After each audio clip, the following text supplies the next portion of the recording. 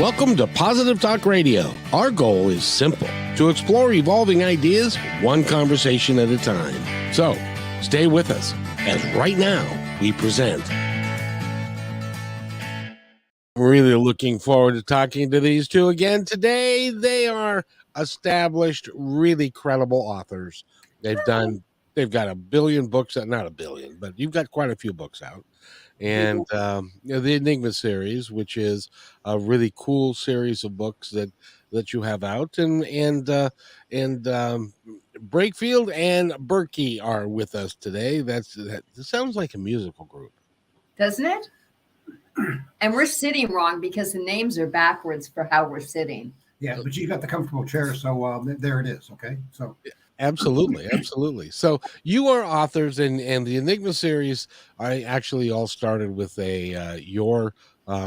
Charles, your love for World War II, and the things that went on there with the Enigma transcription machine and stuff like that, and all of the things that you talk about that. But I wanted to ask you, because you list on your website, by the way, if you want to follow along with us, you can by just going to enigmabookseries.com, and you can find out a lot about them, one of which is your stepfather worked on the Manhattan Project in World War II. During World War II, he did. Oh, I'm sorry, your stepfather did. My stepfather did. Yep, he did. He was a metallurgist by profession. And he ended up going up to the University of Chicago, and he sure did. He was on it. What is a metallurgist? A metallurgist is someone who actually can do the chemistry of metal separation and was used for some of the uranium stuff. So you can tell how much of a chemist I am. Okay, you got it. We're done. That's a bit of a technical term, I do believe. That's it. Yes. Now, is he aware of, over time since World War II, the Manhattan Project has been the focus of many movies? Was he aware of all of that and all the things that went on supposedly with that, the whole process? No, but what he was quite excited about, and he used to do some oversight for some of the, not Chernobyl, because that one was a bad experience, but some of the other nuclear plants that we had in this country. And he actually went to a couple of other countries, but not Russia, to actually do some oversight and make sure that all the processes and procedures were in place and they were following them. And it was stunning. From his perspective, it was stunning. How did he feel about nuclear energy? Obviously he was a proponent of it. Well, he thought it was a horrible war tool, but the value of it from an energy perspective, when done correctly, could be phenomenal in the long run. How did he feel about it? Because I'm told that the waste last for like 10,000 years or whatever, because in Washington State, where I live, we've got Hanford, which is a storage site for nuclear waste. Was he concerned about that at all, or did he figure we'd figure it out? So I don't know that it even came up on his radar as being a problem, other than it needed to be stored for safety. But we have an awful lot of things, Kevin, as you know, that we create as humans, and then we never can figure out exactly how to store things, when we're finished with them. We wish we could uninvent them, in other words. Yeah. There's a couple of really funny things, like all the grades of plastic that are so hard to recycle. And oh, by the way, the electric car batteries that, they don't want to be recycled either. So it's that state of unintended consequences. Yeah. Yes. We think it's going to be a really good idea. It's like straws. We think that's going to be a really good idea, but they last like forever and end up in the middle of the ocean somewhere. Yeah. Well, exactly. That's why, most people are doing things like getting metal straws or getting, I've got half a dozen metal straws that I use for company now, just so we don't have any more of the plastic guys. Well, good for you. That's where do you buy metal straws? I've never even seen them. Amazon. Everything's there. You can buy anything at Amazon. Exactly. And if that doesn't work, go to Etsy. because they're cheaper. Oh, They're more economically sound. that's it. Yes, and Charles, your father was a fighter pilot. By the way, thank you for his service and thank you for your service. Yes, it's he was. It was one of the things that I wanted to be when I grew up. I mean, I was groomed for being an Air Force pilot until I discovered that my eyesight wasn't 20/20. So the rule was in that day and age, if you didn't have perfect eyesight, didn't matter what you want to do. You're not going to fly. So it was really a letdown. But I lived through a lot of his storytelling. That's part of that um, the thing that he did. And that's he's where I got my love of watches from. So short story about his in an aircraft in those days, World War II.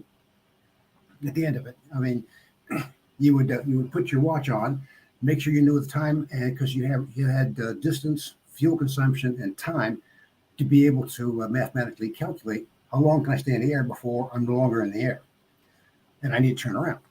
So he paid the unheard of price of $100 for a beautiful watch that the rest of the guys were like, he's a lieutenant, and they $100 was like 3 months salary kind of thing. So, but he strapped it on. He goes, "Man, this is going to be great." He gets into the P-47, gets ready to take off. They gets up to enough altitude, grabs the lever, slams it over, smashes his watch while he's lifting up the landing gear. And so it's like, I won't burden you with the expletives that he uttered at that point in time. But he has to kind of, his watch isn't working. So, guys, do we have enough fuel? I'm depending upon you for when I need to turn around. Gets back, takes it to the jeweler, gives it to the jeweler, says, "Here, I want this thing fixed." Another crystal, got it. Be 2 weeks, sir. 2 weeks later, he gets the watch. He now puts it on the inside of his arm rather than the outside.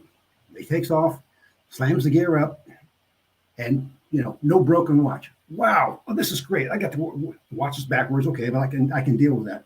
Coming around now, as you're focusing on the runway, what you want to do is flare, cut the engine back, do all that kind of stuff, and you get ready to drop down the gear, and he drops the lever down, smash, and breaks it again. You would think, because I've never been in a fighter plane or a military plane of any kind, really, and at least in the cockpit, and you would think that there would be like I don't know, like a gas gauge, but there weren't any gas gauges apparently. Well, no, there's gas gauges. I mean, but they were all analog driven, and this was the fail-safe. Okay, you've got your fuel consumption. Okay, I'm checking this out. How long do I get to stay in the air? What is the estimated amount of airtime that I can stay before I have to head back for the field? It's not like an aircraft carrier where, hey, I got to know where he is. I mean, that's really the fringe as far as I'm concerned, landing on an aircraft carrier at night. So, oh yeah, but keeping track of the of your distance and how much time I can spend in the air in a fight. That's usually what the criteria is.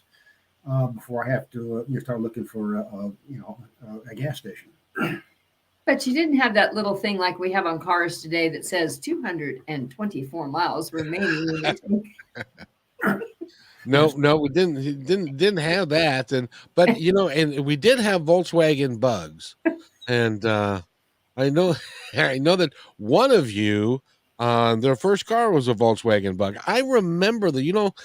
They don't make them anymore like they used to, but they're still around, some of them. No, I loved my first VW Bug. It was terrific. Now, was it a deluxe or was it the regular standard? Oh no, it was a standard Bug. It rolled over really well.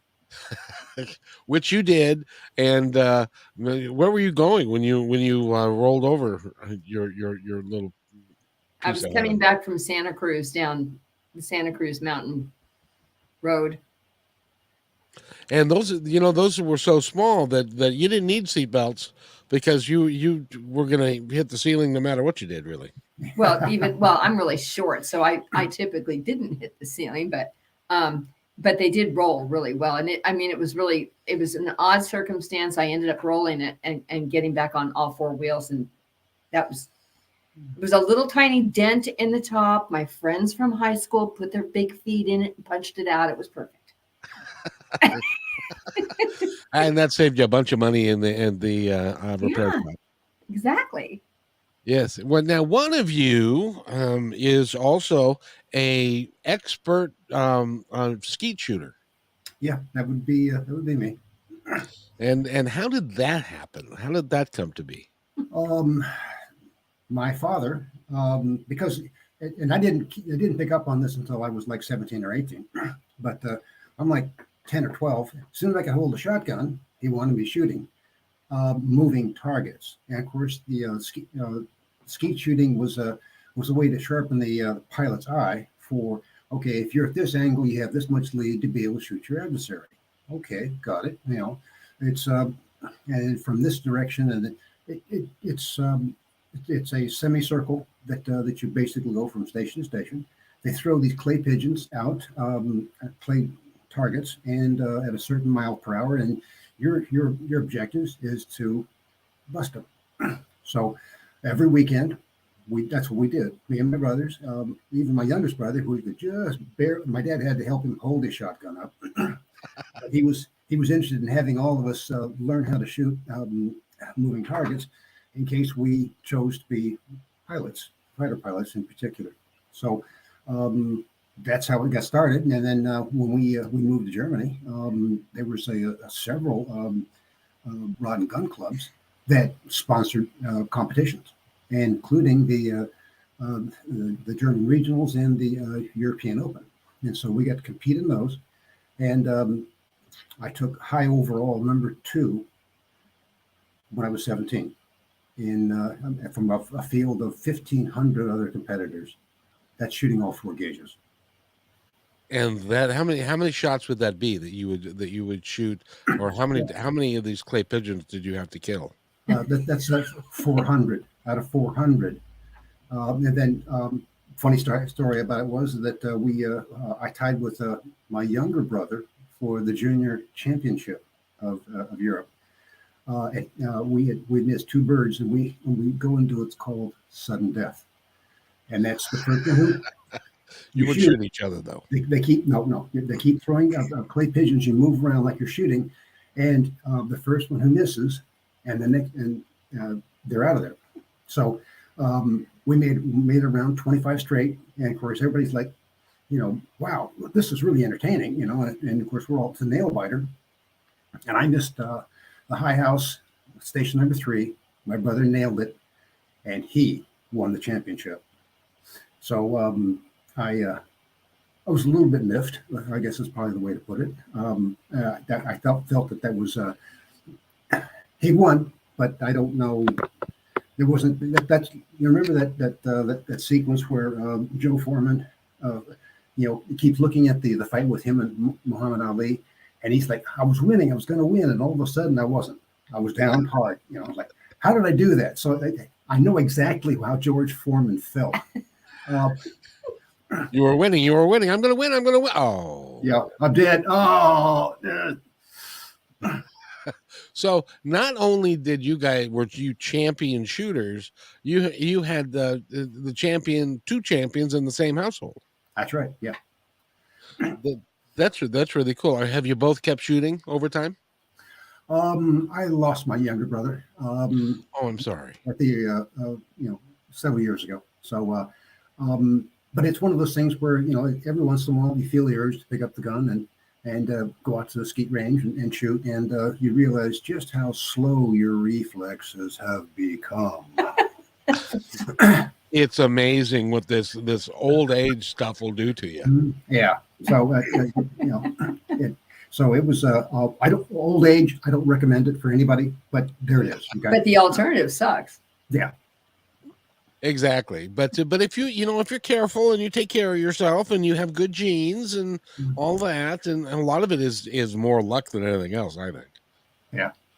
Yeah, making sure you don't get, looking at your smartphone while you're trying to get across the crosswalk, and you're not paying attention to the signs. That's there's a career limiting event. Exactly. Now, which one was it of you that let's see. Well, I guess both of you have been known to pick up furniture from the side of the road and to fix it up just for fun? Yeah, we both do that. We're Yeah. horrible collectors, and we hate things being thrown out that can be fixed. Yeah, it's curious because we were out walking the dogs, and doing like we always do, talking about the next story, or working an existing story over, and we come across this pile of looked like antique parts that somebody had carelessly thrown out, and I'm like stunned. I'm like, look at this, and look at this headboard. This looks like a chair, so I get my dashed over, get my truck, we fill it up. A pickup truck, totally filled. Yeah, with all this stuff. We must have built, half a dozen chairs, a full bed, dining room table for one of your daughters. Yeah, dining room table. Most of it, I speculate, what had happened was that there was an elderly gentleman that had every intention of being able to fix that all those broken pieces and put them back together the way we did, and he ran out of time. And the people who took over the house, she said, "What's all this trash here?" All right, throw it out. Had no clue of the value that was there. The love seat, that we recovered. Really nice oak chairs that were just, it was a shame to see them thrown out so carelessly. Yes, indeed. And so you refurbished them, and then they're either at your house or you gave them away to relatives and that sort of thing. Yeah. Yeah. Anybody who needs a thing of furniture, call us first. We have it in my storage area. And if you need a dress to go out on Saturday night with, I know that you can do that too. Yeah, I can. Well, that's why I did the upholstery part, because I have the sewing background. Yeah, several times, and we actually had some friends who said, "I got these chairs that they're falling apart. Guys, can you guys help them with it?" And we brought them over here and reworked them, and made them. They were antiques, but the glue I had to pull them apart physically, reglue them, and then we started teaching ourselves how to be able to put the upholstery on, because of the way that it was done in a manner that you don't do anymore. They had something called tufted backs on them, which is where you had little buttons in the backs, and it kind of looked like it was. Oh yeah. Yeah. So that's not a skill that you actually pick up in high school, or it's not something you can actually get easily. So we found it, researched it, and did a really good job. If you want a pair of them, Kevin, we can talk. Absolutely. Well, you one of your gowns actually made it to the Texas beauty pageant. Yes, Miss Texas Teen. Miss Teen. Yep, she sure did, and it was beautiful. It was, oh my gosh, it was beautiful. So, you're accomplished writers, you're furniture makers. When do you have time for all this stuff? In between our normal professional jobs. I know you're also working full time. Exactly. So, hey, we don't want to get bored. We can sleep some other time, Oh boy, you are. It's really fun to talk to you, because you guys are so dynamic at what you do in a lot of cases, and you've got, how many books have you got now? Well, we have 12 in the series itself. We have one prequel to the series called Out of Poland, and then as of December the 1st, we will have 10 short stories out. Oh, very nice. What are the short stories based on? So they're mostly backstories to a degree of characters that are within the big books. So what happens is a lot of times we'll tear through a story, and somebody will say, "Boy, I'd sure like to know a little bit more about this character."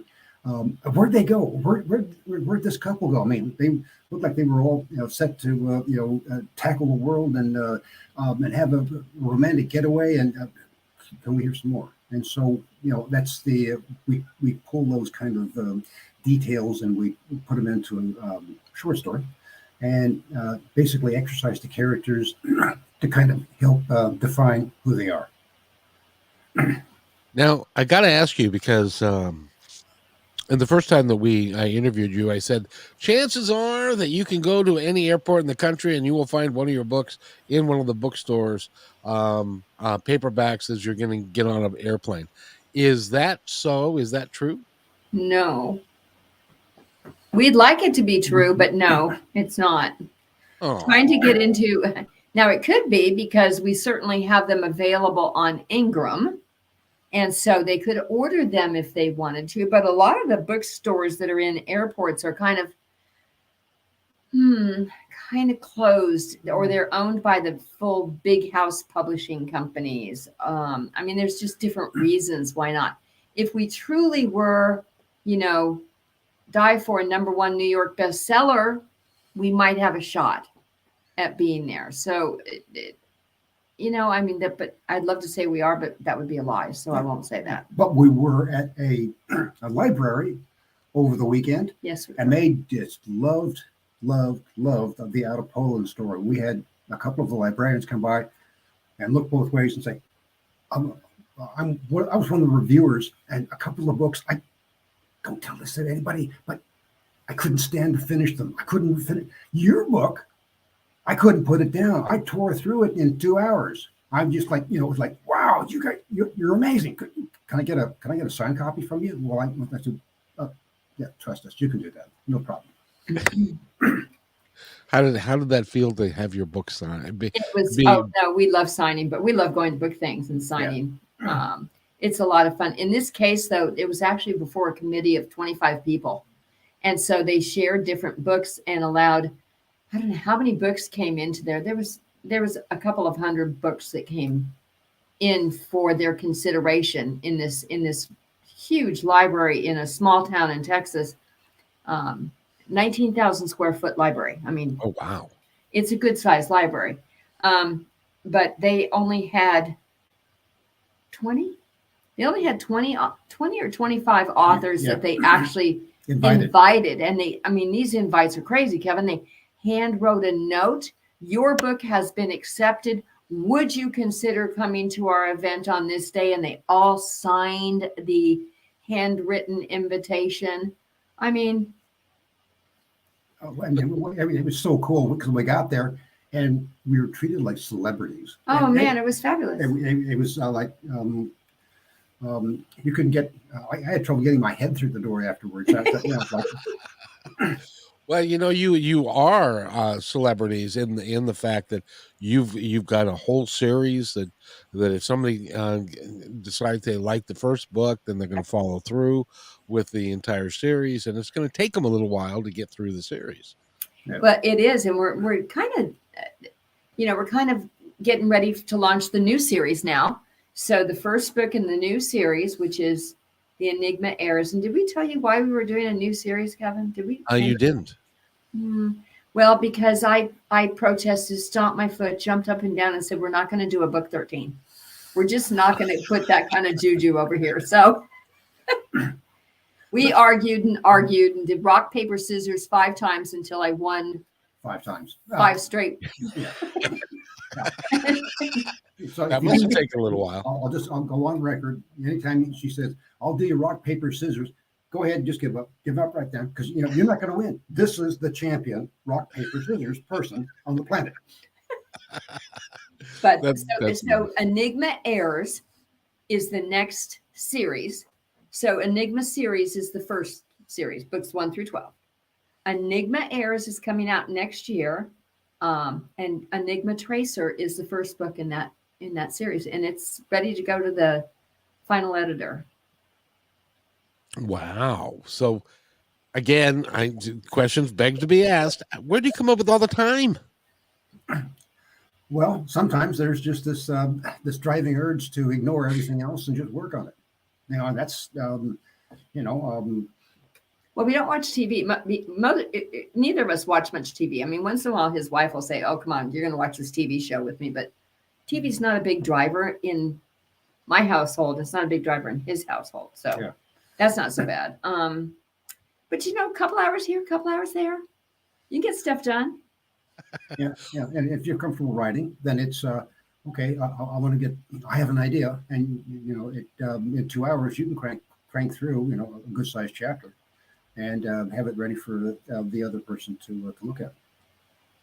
So let me get this straight, because a lot of people will be listening to this and watching it, going, "They must be a couple," because they're spending so much time doing this together and stuff. So then, when they find out, well, no, you're not. You have separate households and you've got separate lives as well, and separate jobs and all that. The question then begins to be asked: how did you guys meet? I hired him. No, seriously, it was so funny. So I worked at a company in the tech industry, and it was a kind of an outsourcer group, and he was looking for a job, and his wife was ready to have child number 2. And so he wanted to, I didn't know that though during the interview. And I was one of the 3 people that interviewed him, and he struck me as being very solid with what he wanted to do. He was good at technology at that point in time for what we needed in the organization. And so I put my best little writing skills together to write my recommendation to my boss and say, we got to get him on board. Wow. See, now that's unusual. So were you his boss for a period of time? No, he was my boss. I actually hired my own boss. Now that is a unique story. Well, so the site manager was one of the people that did the interviews. The assistant site manager was the other one, and I was the third one in that pecking order. And so he was going to replace the site manager, is what happened. And so all 3 of us were interviewing him for how do you get along with people and the environment and that kind of thing. So it was kind of a very fair, diverse hiring practice for those times. Yeah. Actually, it'd be diverse and practical for these times. It would be. Were you surprised, Charles, that happened that way? Actually, I was, and the reason is because as I'm walking out to head out to my car, I see none other than the guy that I used to work with from the job that from this company that had imploded from debt. He's there interviewing as well, and I'm like, oh no, I got to be able to compete against him. And I asked afterwards, after they'd hired me, I said, so how close was it between me and Mr. Haircut? And he said, wasn't even close. We couldn't wait to get rid of him. He was so arrogant would be the right word. He was really, but you don't want to hire somebody to be over people who's too arrogant to get out of their own way. You just don't. You want somebody that's going to make a team, and we needed a team. Yeah. Well, and that's another book for you guys.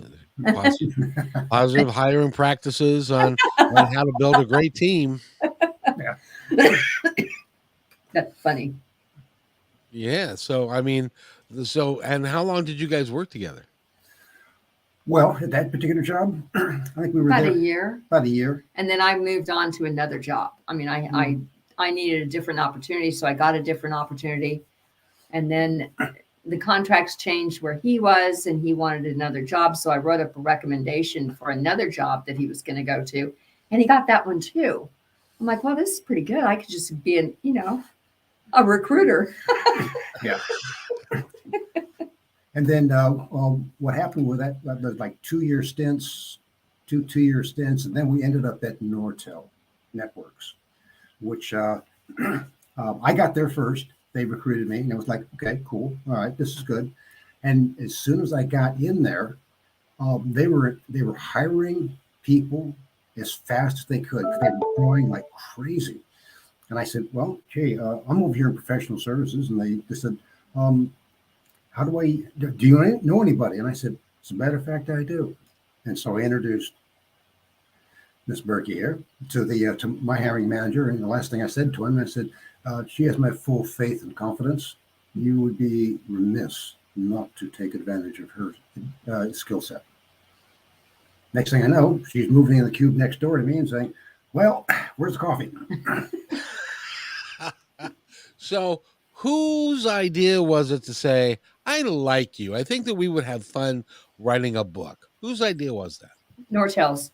We ended up writing technical workshops and technical manuals until we were like nauseous. And we decided that really wasn't, I mean, we wrote white papers for different organizations and, you know, got a little bit of extra pocket money doing that. And I got a gig to write a nonfiction book and I invited him to contribute to it. So really her idea.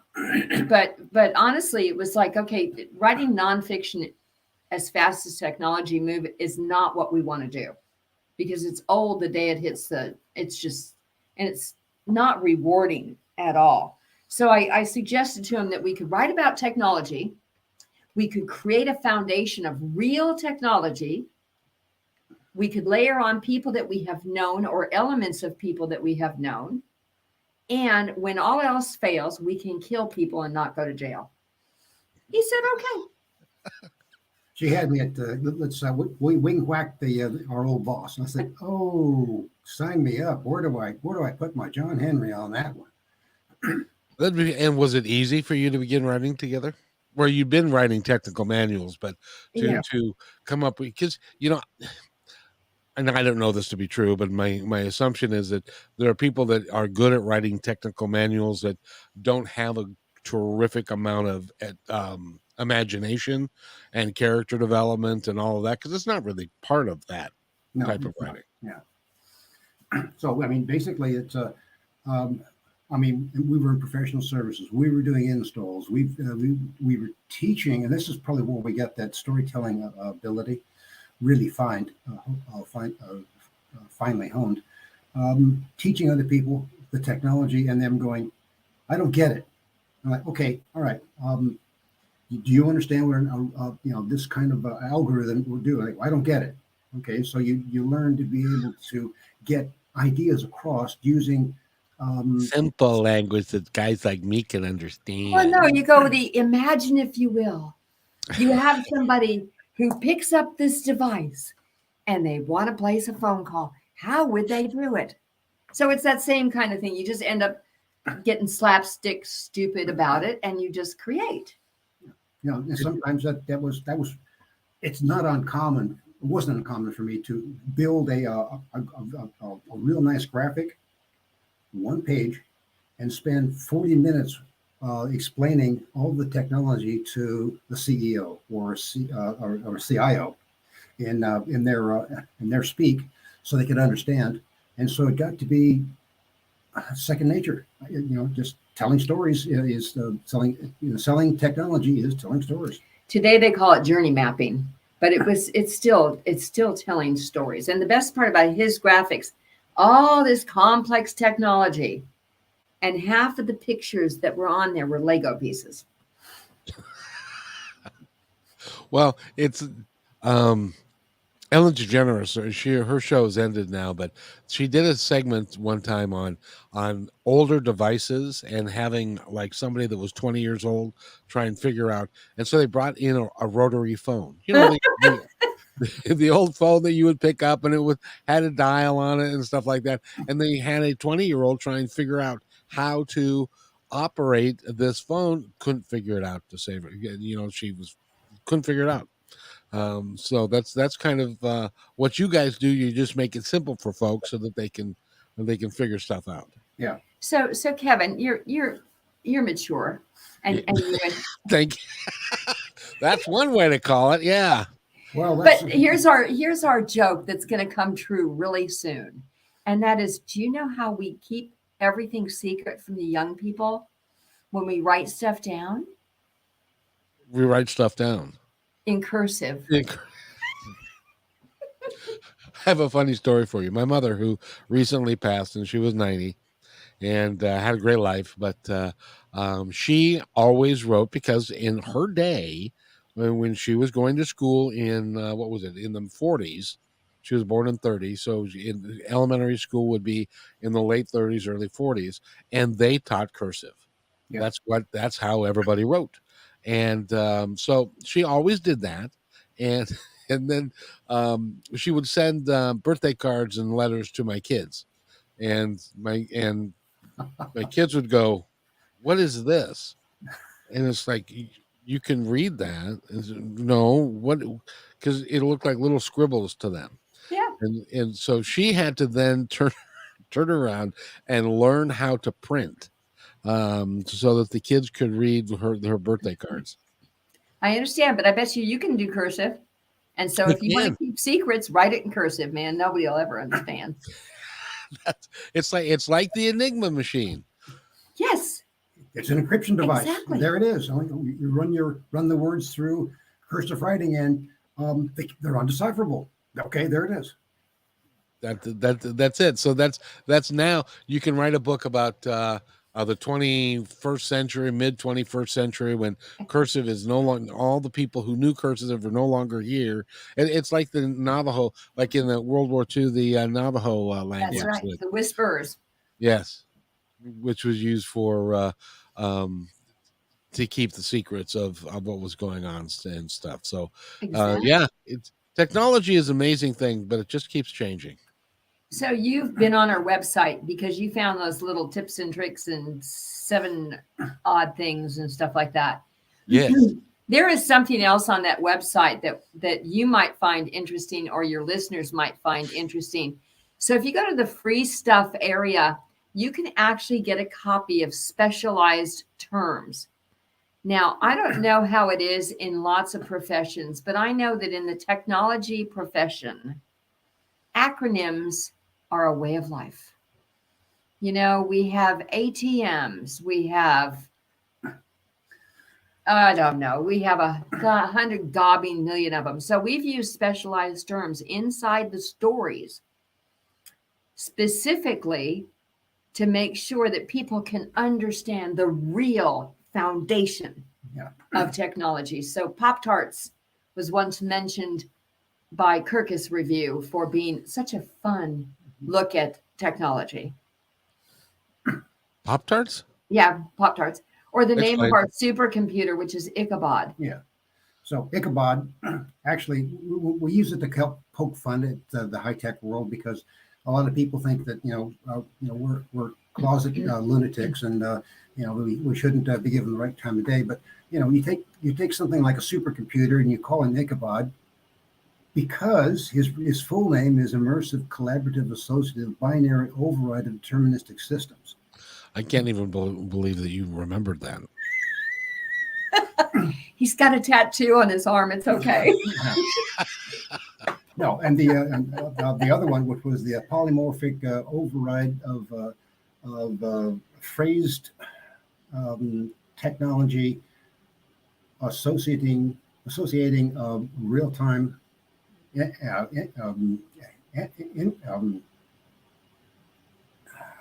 anagrams. That's what Pop-Tarts is. And we use that as a programming language. We called it that, and then the Kirkus Review just howled at the use of how we collapsed it into. So each one of our books usually has a silly acronym that we've taken and assembled to be able to help with the storyline, but also to remind people, you shouldn't take tech too seriously, because you'll never get out of it alive. My nephew is a programmer of note, and he keeps telling me that. Well, I asked him one time with the family sitting around. I go, "So what is it that you actually do?" And he said, "Well, let me tell you, it goes like this." And that's the last words I understood him to say. Everything else after that was like, and his parents were sitting there going, "No, we've tried. Don't even go there. You'll never figure out what he does, because it is so complicated and so complex." And they make it. I think they enjoy it when they make it sound so complex. Exactly. That's why we have specialized terms, and people can find them at the back of each of the stories for terms that are in that book. But then we decide we go ahead and bring them all together and create a document in case people were like crazy and wanting to know what a term was. Oh, that is cool. So if you go to enigmabookseries.com or just go to Enigma. Enigma series works just fine too. Yeah. Perfect. And you can go to the last page, which is free stuff, and you choose your file to download, and you give them your information, and they'll send you the file. That's really cool. Exactly. That's really cool because you can like, where's Linda? You'll have to explain that one to me, but the synchronized terms, 7 top security tips. Oh, that one's a really good one, and that really will help people. That's a download to help people stay a little safer on the internet. Yeah.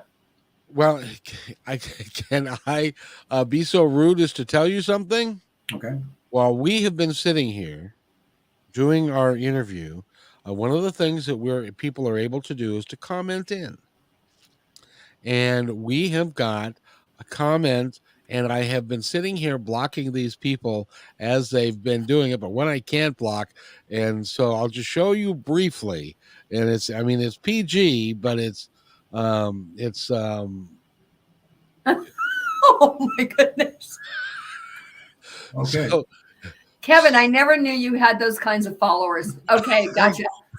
I didn't either because I blocked, let's see, 1, 2, 3, 4, 5, 6, 7. And they keep on trying to infiltrate the system. Yeah. So I keep blocking them and stuff. But I had I swear I've never been on. That's like, if you're talking to your wife, and I swear, honey, I've never been on that website. I have no idea what they do there.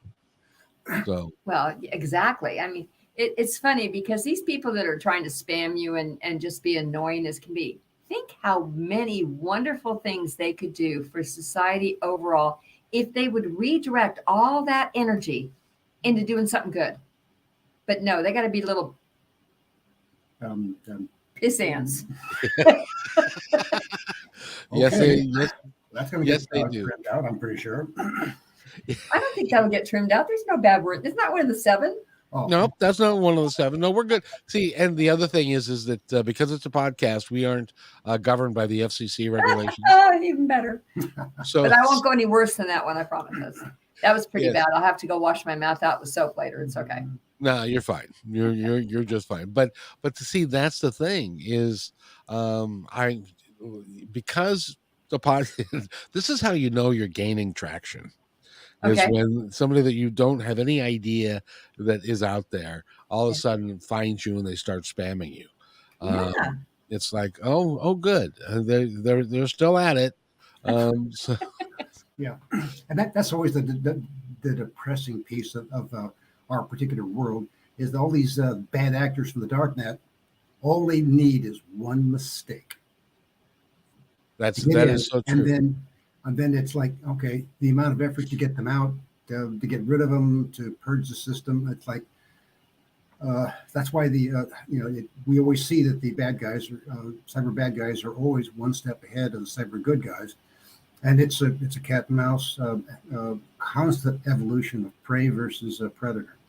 So that's why we're interested in handing it, giving information. This will help you, defeat some of this. This is something you should know to help keep you safe and keep your information and your bank account from being torched.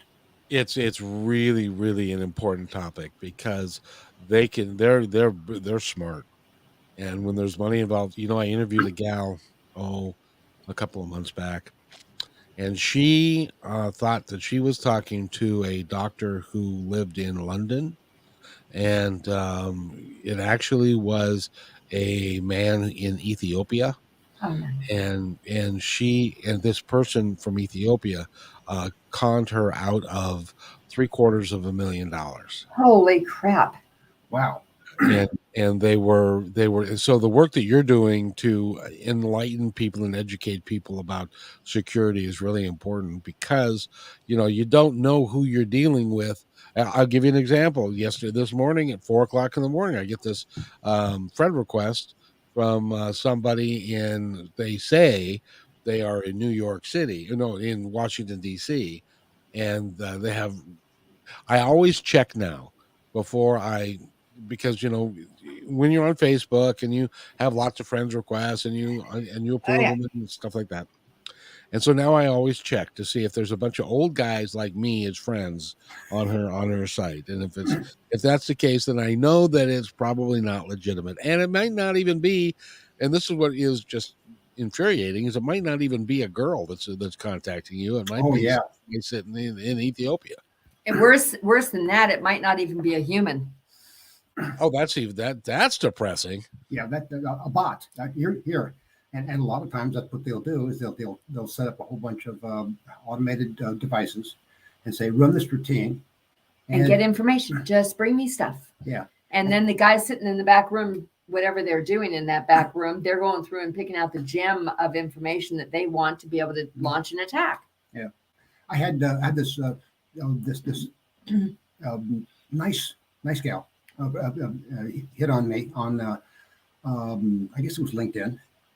Here's my profile, and you should know that, I mean, whenever the profile started yesterday, it's probably not that valid. But it was a becoming picture, and she was petitioning. Just how are you? What do tell me where you're located, and what do you like? And just drilling for information a little too aggressively, and then she'd vanish, and then you surface. How's everything? I'm so hungry. Can you send me some money so I can buy food? And just played it quite well. And I went, gosh, sweetie, realizing at this point, it was probably architected by a couple of guys saying, okay, he'll fall for this kind of line if we give him this kind of information. And so they go through this script, and the pictures are phony, the background information is phony, and it's how can I get into your thought processes and prey on that one thing that it's really hard to resist, and that's sympathy. Yep, and that's how this lady got taken, because Yeah. they had thought they developed a relationship, and at least a friendship anyway, online. They never met, and the pictures obviously were false that he would send, but he would talk about, I'm really need to get home. My family really needs me, but my credit card got locked up. All the stories that they Yeah. tell. All And can you, plausible. Yeah. yeah, yeah. Can you loan me, $5,000 so that I can get home because my sister's got, whatever it is, Yeah. whatever story they make up. And so she did that. And she then they keep snowballing it. Let me get a little Yep. bit more. Let me get a little bit more. Let me get a little bit more. Come to find out that the guy that was in Ethiopia doing this wasn't even in charge. He was one of many that were sitting at phones and sitting at computers doing this, and they had learned the art of persuading people that there's something that they're not. Seduction. Yeah, it's a seduction game. That's what it is. Let me seduce you with a story that you can't resist. And if I get enough information about somebody, you can build a compelling story that says, this is what they're going to bite down for. And it's really sad, but the social engineering geniuses from the dark net, they're good. They're extremely good. So they also know the demographics and the age brackets. So there's a big push going on right now for 60 and above targets, and it's because, well, but they seem to have more success with women, and the reason is because 60 and above were brought up that people are innocent until proven guilty. They're also brought up to care for others and be part of the community and Trust. For the trust, and they're not as jaded as someone who's either been hurt or someone who's younger, because their parents are starting to tell them, don't believe people. And so there's a big thing going on with this, hey, you should like me because I'm here. You should honor me because I'm a veteran.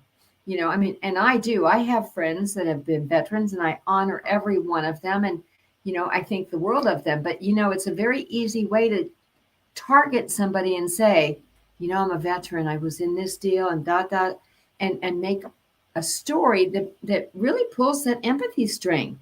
And so, like your doctor, I need help because I can't get the VA to help me, or I need help because of this, or I need help because of that. If you could just give me $10, if you could just give me $50. It's just, if you can put it in a money order and mail it to them, if you really want to do that, take the time to do a money order because it makes you think. Do not electronically transfer anything. Oh no, heck no. So this is your next book series. Is how to prevent people from stealing your stuff. It's been in our series already, so I should really probably read your books before I. Well, we baked it into in book number 7 when we turned the tables on the bad guys, and they got wrecked. So based on the social engineering that we did on them. The Enigma Gamers, we just released the 2nd edition a little while ago, like I don't know, a month ago or something. That one you would have fun with, Kevin, because it is that kind of social engineering. Yeah. Tables turned. I need to get that. I need to read that book. As a matter of fact, if you go to enigmabookseries.com or just enigmaseries.com, you can download. You can't download. Well, you might be able to, but you can certainly buy the books and buy them from these. These two are really nice people, and and they deserve to make a lot of money from what you're doing because. And I really wish you guys well. Will you come back and see me again sometime? I would love to come back and see you. And anyone who wants to order between now and the 10th of December in the United States off the website, we will mail a signed print copy to you. In the United States, we'll mail them for free. I can't mail them out of the United States for free because it costs more than we make. But inside the United States, if we get a request online, which you can buy right from our site and do, very securely, we will ship them, and you'll get them by Christmas. And that's awfully nice of you. The ebooks are available on. We've got redirect links on our website to get you to Amazon for the ebooks for those that want to put one more book on their Kindle. Awesome. I want to thank you guys for being here. I've got to run, but right. We do too. Is there anything else you'd like to add before we go? I want you to have a very happy Thanksgiving. Agreed. Thank you. Agreed. Today, this year, it's actually going to be a Thanksgiving, not just Thursday. That's exactly right. We're all thankful. Thank you for having us, Kevin. You are amazing, and we appreciate you. I appreciate you guys a lot and what you do, and it's a lot of fun. And so go to their website, enigmabookseries.com. I beg you, please. So thank you guys, and stay right where you are. I'll be right back. Maybe. Hey, thanks for enjoying this episode all the way to the end. Please give us a like and subscribe to this channel. This has been a production of PositiveTalkRadio.net. Please visit our website, oddly named PositiveTalkRadio.net, for more details about us and our mission, which is to provide great positive programming designed to inspire us all. I'm Kevin McDonald, and I'm proud of these shows, and I truly hope that you'll like them and share them with friends and family. So on behalf of our entire team, remember, be kind to one another because